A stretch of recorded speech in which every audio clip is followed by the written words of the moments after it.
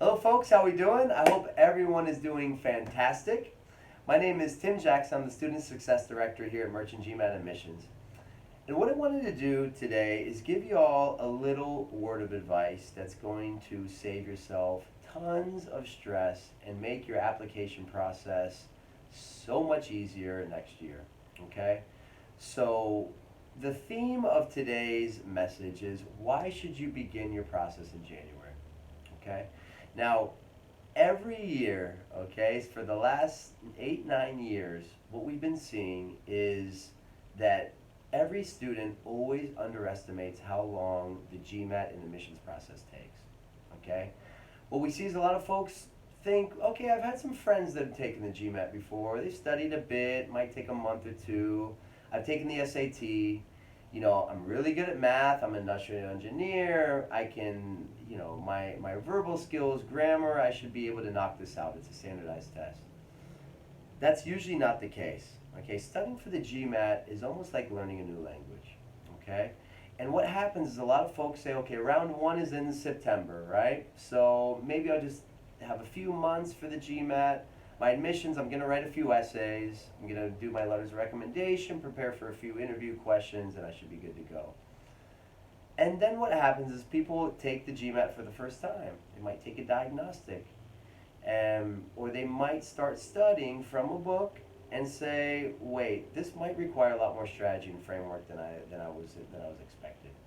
So what happens is people end up studying, they start getting nervous, they start rushing. You know, then once you start getting to August, you take an exam, you score 500, score 550. You didn't see that coming, right? And so what happens is then you have to kind of put GMAT into full warp speed ahead, right?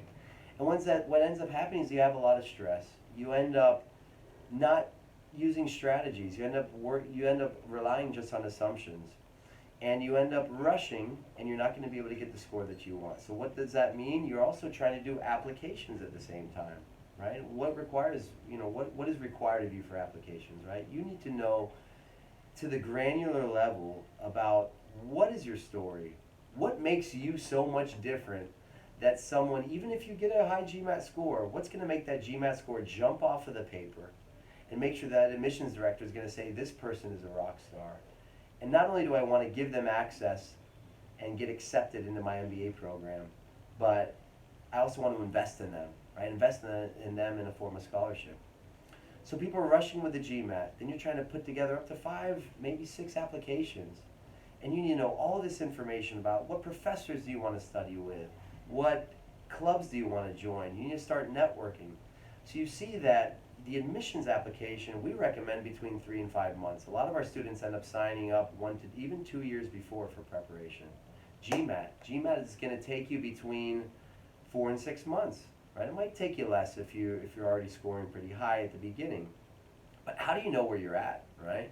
So one big piece of advice is take a diagnostic or take a mock exam. Take a mock exam to see where you're at and kind of unmask what this GMAT is all about, right? We need to see where you're at. One way you can do this is you can go ahead and reach out to us. We can set up a free class. Take a mock exam from MBA.com, okay? Not a paper test. It needs to be a CAT exam, and we need to be able to understand where you are in your GMAT process. From there, what we'll do, we'll take a look at your strengths and weaknesses and be able to properly recommend a program for you. It might only take you a month or two, but let's figure that out beforehand, okay? So we have enough time to prepare. Okay, so why do you prepare early for the GMAT, right? You might take longer for the admissions, just as I mentioned. And also just to give yourself some peace of mind and sanity. If you start in January, okay, that's going to give you 8 months to run to round one, okay? And you don't want to miss round one. Round one is going to give you the best chance to not only get accepted, but also the best chance for scholarships, okay?